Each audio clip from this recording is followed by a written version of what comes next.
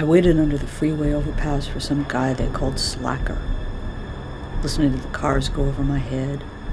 Thump, thump, thump, thump.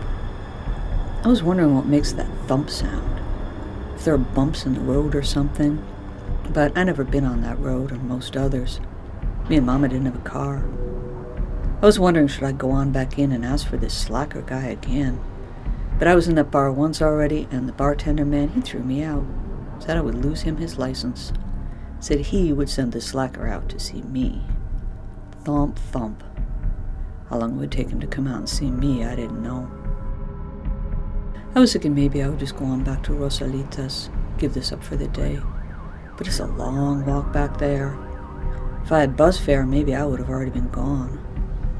Then this man came walking by. Looked too good to be down there, you know, with a suit and all. A white man with a shiny gold wedding ring. I was sitting on the sidewalk and he looked down at me. I knew he would give me some money if I asked. I looked up into his eyes like I'd fallen into something I couldn't quite find my way out of, which in some ways was the truth. "You okay?" he said. "Can't get home," I said. "No bus fare." He took out his wallet and pulled out 3 $1 bills. I could tell he did not ever ride the bus and was trying to think what that might cost. I didn't tell him, because then he would give me the most he thought it might be. He reached it down to me, and I wondered what he would do if my hand touched his when I took it. He let go real quick and walked on.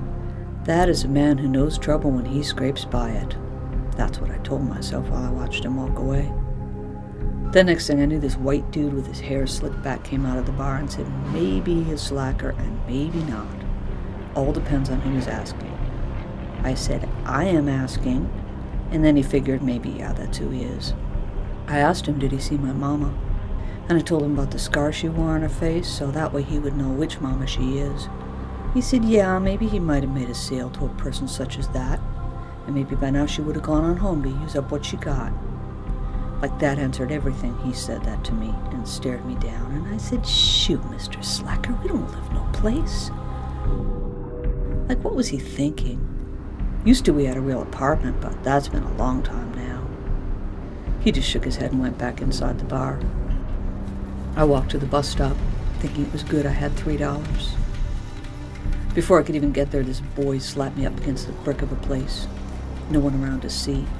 Boy no older than me, younger maybe, but bigger. Held me there with his dirty self that smelled bad. What you got for me, he said. Got any money? I thought for a minute about that $3 and would I fight for it.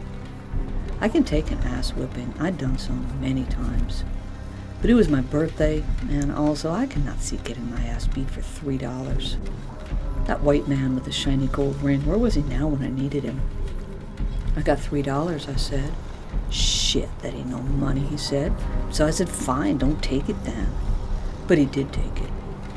Stuck his hand deep down in the pocket of my shorts and took it away, and then pressed his dirty self up even closer and said he can take what he wants. I was just about to spit on his face, but then he said, don't want nothing from you, though, and he let me go. I spit on him just the same, and he kicked me in the leg and ran away. I sat on the bus bench anyway, because sometimes there's this one driver on this one route who will let me ride, even if I don't pay. He puts one finger to his lips and real quiet says, I got to go there anyway, don't I now, with you or without you. He is nice. But a bus came by, and it was not him driving, it was this lady. She stopped and put the door open with that noise, sounds like an old man complaining while he sits down. She looked at me, and I looked back. Getting on, she said, don't have all day. No money, I said. And she closed that door and rolled away. It was starting to get dark.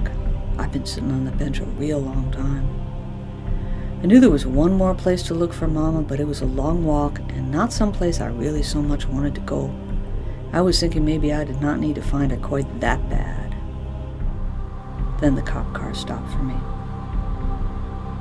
So much of how it was started when that cop got out and came up to me, but I didn't know all this when it first happened. I guess you never do. I didn't know there would ever be a Leonard, or that this man would be his father, or that anybody would have to die. I didn't know where all this would take me at the time.